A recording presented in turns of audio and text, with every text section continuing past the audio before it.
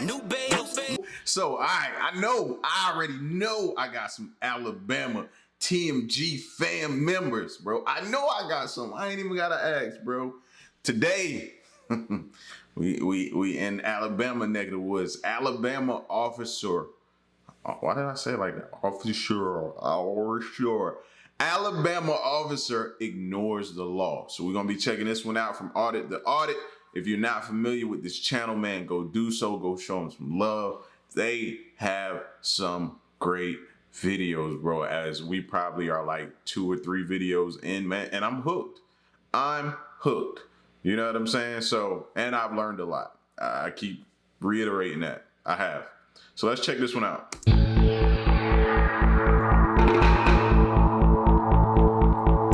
It's me running from audit to audit like I'm running from the cops. My bad. Let's go. Disclaimer is important. It's important. This is not. Welcome to Audit the Audit. It's not legal advice. Don't go out here trying to perform what you see on this video, all right? And then be like, yo, but on Audit the Audit, man, it was like, you know, and they got away with it. Might not be in your favor, okay? Where we sort out the who and what and the right and wrong of police interactions. This episode covers recording in public, reasonable suspicion, and obstruction, and is brought to us by Honor Your Oath Civil Rights Investigations channel. Be sure to check out the description below and give them the credit that they deserve. On November 27th, 2020, longtime First Amendment auditor Jeff Gray was filming ambulances and various other first responder vehicles running a stop sign near the Southeast Health Medical Center in Dothan, Alabama. After recording several vehicles, Mr. Gray was approached by the medical center's security, who told him that he was not allowed to film the building. Mr. Gray respectfully disagreed, and the security guard returned to his post and called the police. A few minutes later, Officer Kay Fisher of the Dothan Police Department arrived on the scene and confronted Mr. Gray. How you doing? Can you come over here in front of my car so my camera can watch you, please? Yeah, sure. Am I being detained? You are. For the duration of this investigation. Can you step over here in front of my camera, For what reason? please? Sir, I'm investigating a suspicious person. Okay. Don't play games with me, okay? I know what you're doing. I'm engaged in lawful activity. I know what you're doing. You're First Amendment frauditor. I get it. That's constitutionally protected activity. Why am I being detained? Because you're creating a disturbance. All right, step over here. This is constitutionally protected activity. Sir. You cannot make it a crime. Sir, you are creating a disturbance. What is your name and I'm badge investigating the disturbance. Okay? What's your name and badge number? Officer Fisher, 1146. Okay, my name is Police Jeff. Department, K9. I'm with Connect News Okay, Services. listen. I got my ID in my Stop. pocket if you want to see You it. don't dictate what happens here. I need to talk to you. No, the Constitution. Let me talk to you, okay? The law and the Constitution Sir. dictates what happens. I'm on a public sidewalk. Stop. I Engaged know in your game. It's okay. Then why are you even here? I don't want to play with this game with you, okay? If you know my game, you are then you know I'm... intentionally creating a disturbance No, I'm in not. order to create a lawsuit. That's what you want to do. I get that. I am- acknowledge that that is your profession. I understand. That is how you make your money. What law am I I'm here breaking? doing my job. What law am I okay? violating? You're creating a disturbance and you're bothering folks over here. I'm law here am to I investigate why. So, Okay. what I'm going to do is do a report on this incident to rule you out as potential stalker from one of the employees. If any of these employees get their vehicles damaged or anything, I need to know where to look. Because it's not normal for somebody to be filming people exiting a hospital. In the 2000 case of Smith versus City of Cumming, the 11th Circuit Court, which presides over Alabama, affirmed the First Amendment right to record both police officers and any other matters that may be of public interest. The court cited the 1995 Ninth Circuit case of Fordyce versus City of Seattle to recognize that the First Amendment protects a citizen's right to film matters of public interest. The court went on to cite the 1983 11th Circuit case of the United States versus Hastings to clarify that, quote, the press generally has no right to information superior to that of the general public. The 11th Circuit Court has thoroughly established that recording matters of public interest is protected under the First Amendment, and has even gone as far as reversing an officer's claim for qualified immunity after he arrested a demonstrator who was filming undercover officers in the 1995 case of Williamson versus Mills. Mr. Gray was... So the cop already knows who he's dealing with, right? Already knows. For me, I would kind of want to get more of my superiors involved, because it looked like when the cop rolled up, he was already agitated. You know what I mean? He was already agitated because he knew who he was dealing with. So he had a preconceived notion of how this call was going to play out. So he was a bit agitated, which you can't really be like that, man. You got to approach each call and approach it that way and try to diffuse the situation. He seemed a bit agitated. So this probably will end up going left or something like that. For me, if I know that, I'm gonna probably try to get some more, maybe some higher ups to come down on the scene as well. To try to create some level of comfort so we can talk this thing out and it doesn't go left field, because you know what I'm saying? This just seems like it's about to. Filming public servants disobeying traffic laws from a public sidewalk, and the legal protections associated with that conduct are well established in Alabama. When Officer Fisher arrived on the scene, he told Mr. Gray that he knew exactly what he was doing, and even went as far as calling Mr. Gray a First Amendment frauditor, before eventually backtracking and saying I didn't catch you said frauditor. that he wasn't sure if Mr. Gray was doing something illegal. Officer Fisher made no effort to investigate the situation and determine whether or not a crime was committed. Instead, he focused on the information needed to file the incident report that is required by his department, and completely disregarded his investigative duties as a member of law enforcement. Mr. Gray was never offered an opportunity to explain what he was filming or why he was filming it, and Officer Fisher made no effort to determine whether his actions were legal. I told you, he rolled up, he was already agitated, bro. He was, because he kind of knew what he was dealing with. I know, listen, let me talk. I'm talking, not you. For all I know, you are stalking somebody at the hospital, either an employee. I don't know that. I don't know you. I'm don't not know God. that. So you don't I'm have any not reasonable God, grounds for- But I have to investigate. I'm engaged And in I'm gonna be doing a lawful, report on constitutionally it. protected activity, telling and I'm you going to be on my doing a way. report. I'm leaving right I now. need your driver's license. I'm leaving right now. No, I'm doing a report because I don't know what you are or what you're doing. If I don't give you my For all driver's I know. license, what's going to happen? Okay, listen, sir. I asked you I've a simple explained question. to you And I've told you I am that. investigating I've told you, a suspicious person listen. who is causing a disturbance at a The ambulance is private constantly hospital. running the stop sign. Private hospital. The ambulance is running the For stop all sign. I know, you I'm could be filming stalking. that. I don't know you. Okay? I don't know if that's the truth. Yeah, you might fine. be stalking or harassing an employee or a patron at the hospital. I'm not. So My I'm going name to be doing a Officer, report. My name is so Jeff. that if something I work comes with up, Connect News Services. I can go ahead and roll you and out. I'm on your investigate you further. Provide me with your driver's license. I don't have my driver's Report. license on. Okay. My name is Jeff. I've asked you several times to step in front of my car I'll so that step you're in front of the of camera. your car. Okay. Stand right there. All right. Now, if you don't have I'm a not on driver's the license, sidewalk now. then I don't care. I'm not here to harass you about being on the sidewalk. I want this video camera behind you to watch you. Now this is kind of like what I was about to say. What we learned, what I learned in the last video, like you gotta have thick skin. This officer is clearly, again, I say agitated, bro. You gotta have and be able to remain calm in these situations, bro, or it can go bad. The more agitated the officer gets, the more agitated the guy behind the camera gets.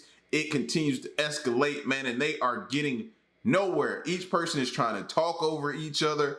This is getting nowhere. The officer's supposed to be there to rectify, like, diffuse situations and you know what I'm saying? Investigate all that type of stuff. But if he's gonna be agitated like this, they are not gonna get anywhere. The officer gotta calm down too, man. Okay? I want it to be catching all of this interaction. You have yours. That's great. That's cool. I look forward to seeing myself on YouTube I want to again. get back to work. All right? No. I got to do my job. You have caused me to come here.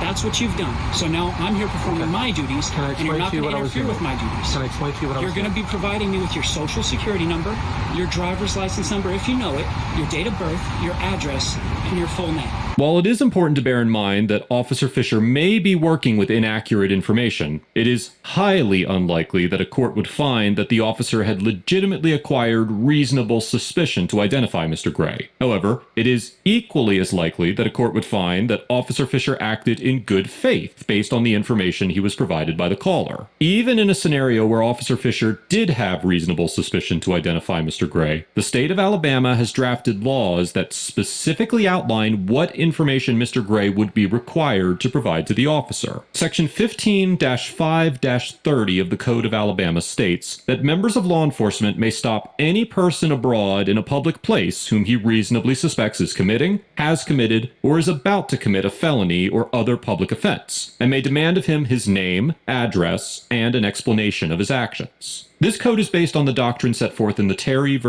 Ohio case, and most states have similar statutes. The exact language language and scope of these codes vary from state to state, and each state has different identification requirements for detained suspects. For example, Arizona's failure to identify statute only requires that suspects provide their true full name. And in states like Texas, suspects are only required to provide their name, address, and date of birth if they have been arrested. The Alabama code only requires detained citizens to provide their name, address, and an explanation of their actions. And Mr. Gray is under no legal obligation to provide any information beyond that, regardless He asked for a social. Y'all heard that, right? of the departmental policies that Officer Fisher is attempting to adhere to. Am I free to go? No, you are not. And why am I being explained detained? to you several times Why am that I being I'm here detained? investigating a suspicious person. Am I going to be arrested if I don't You provide you are that starting information? to interfere with my investigation. I've explained to you I have to do a report on this, and that's what I'm going to be doing. So don't make this a crime. Allow this to be what it is, where I do a report on the incident, and that's it. Okay, but if you want to interfere with me doing that, which is my job, I want you to do. I want which you. is Your my job, is if to you interfere respect with my that, rights and protect it's my obstructing rights. governmental operations. Do you have any questions about that? No, I do not. Okay, good. I'm going to be removing my notepad. I'm going to request that information from And you. if Are I you going don't, to provide it? I'm not. Not If you don't refusing. provide it, then I have already explained to you what I'm here, what I'm doing, what I'm investigating, and the fact that I'm going to be doing a report, which is part of my job. And if you don't provide the information that I'm asking for that report, because you have caused this situation and me to be brought here, yes, you will be arrested for obstructing My name is governmental Jeffrey. operations. Under duress. Stand by. Okay. I need to get my notepad.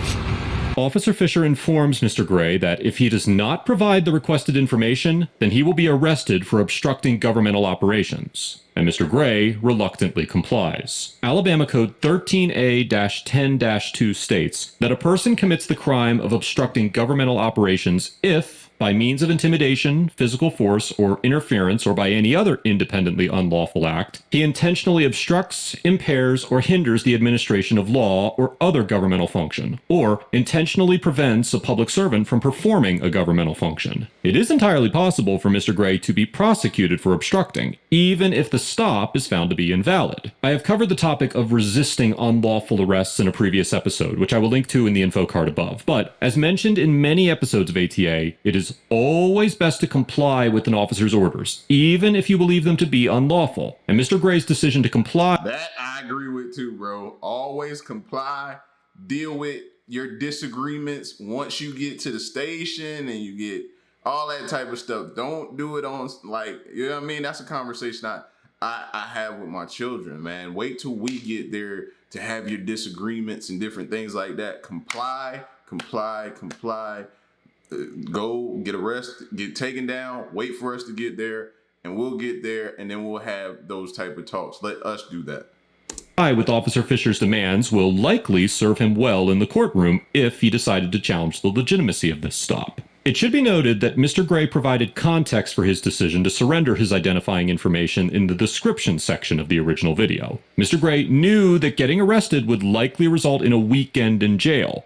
He said since it was the tail end of a holiday week where everything regarding the courts were closed, an arrest would have likely resulted in an entire weekend spent in a Dothan, Alabama jail. True.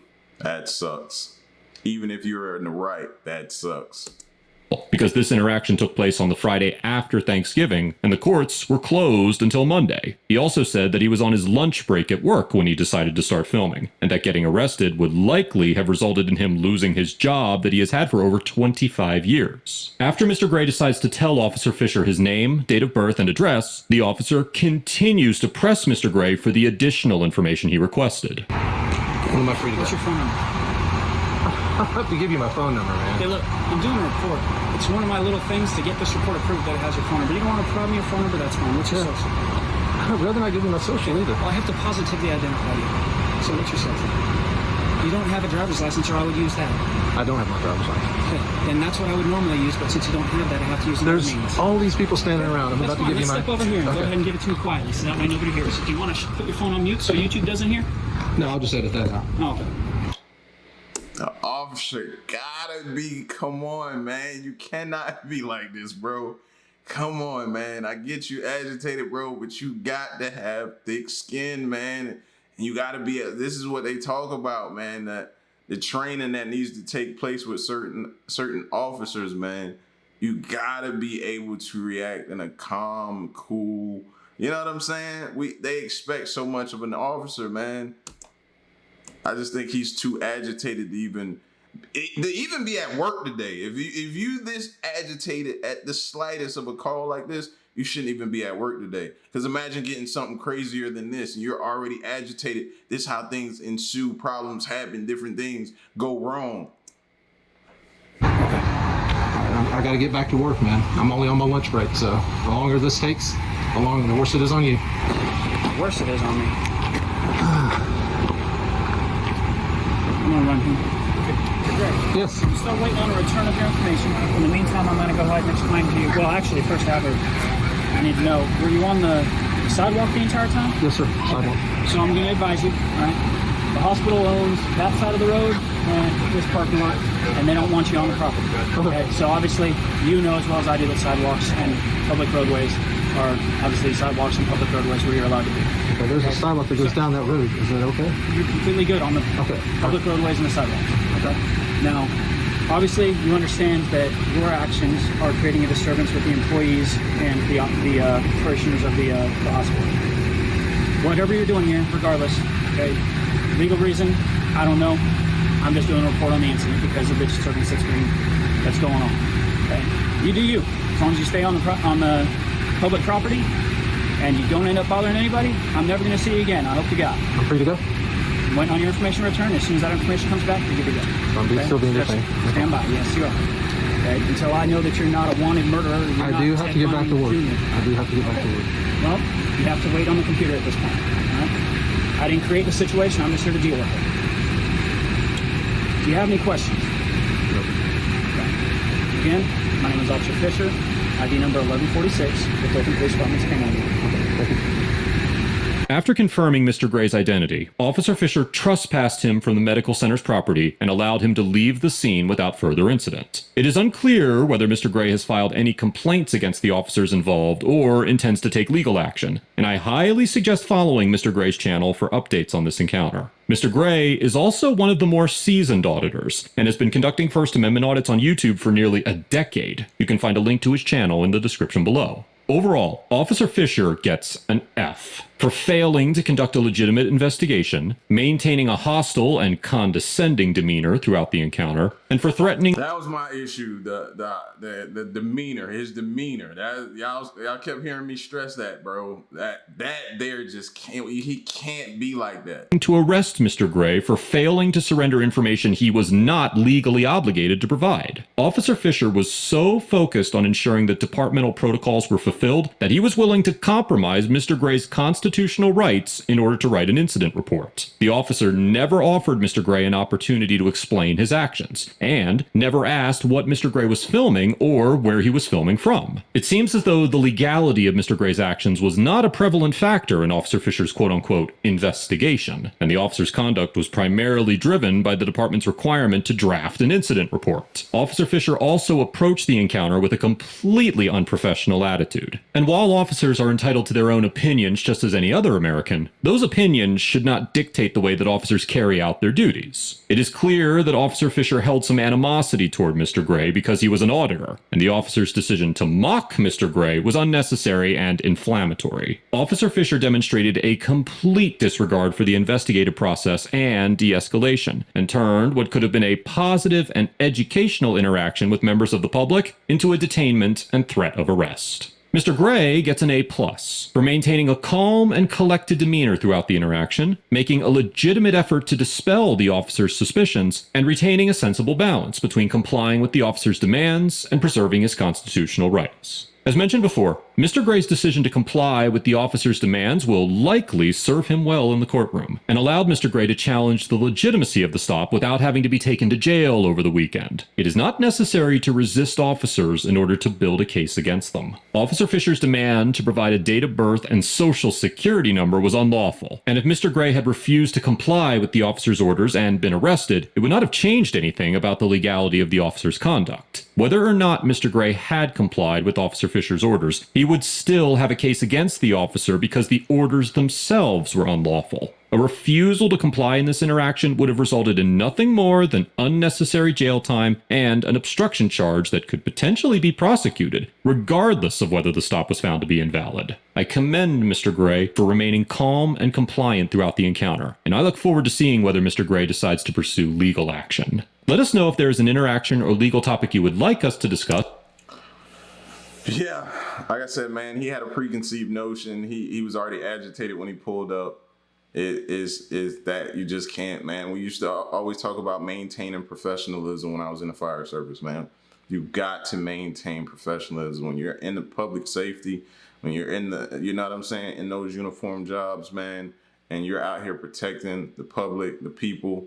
You've got to maintain professionalism, man. You got to. That's something we stressed all the time to each other. That's something we didn't take lightly. That's serious, bro. It's serious, you know, and it goes a long ways. And like I said, man, that type of stuff can lead into situations that you don't want happening, and that could have you in a very messed up and compromised situation. You know what I mean? So. But y'all get at me in the comment section, though. Let me know what y'all thought about this, man. Shout outs to everybody out in Alabama, man. And get at me. It's your boy L. Till the next reaction. I'm gone. Peace.